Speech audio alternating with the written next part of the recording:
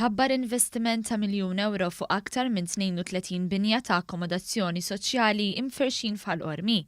Dan tħabbar mis-Segretarju Parlamentari għall-Akkomodazzjoni Soċjali Rodri Galdes, illi fisser kif minn dan il-programm ambizzjuż se jibbenefikaw 336 familja.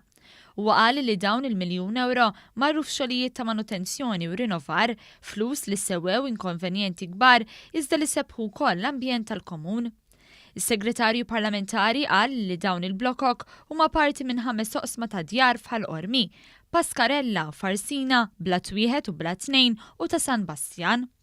Żied jispjega kif il-maġġoranza assoluta tal-flus li ammontaw għal €890,000 marru għat-tisbieħ tal-komun u tal-bejt ta' wħud mill-akbar oqsma ta' djar f'ta' Farsina.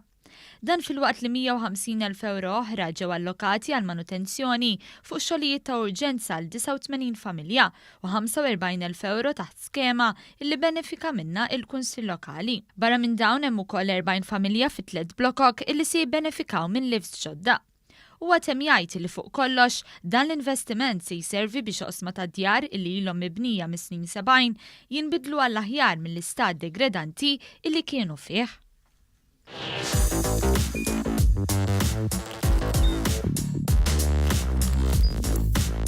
Idħol fuq one.com.mt u hemmhekk tista' tara l-programmi kollha li jxandru fuq One permezz ta' One Play.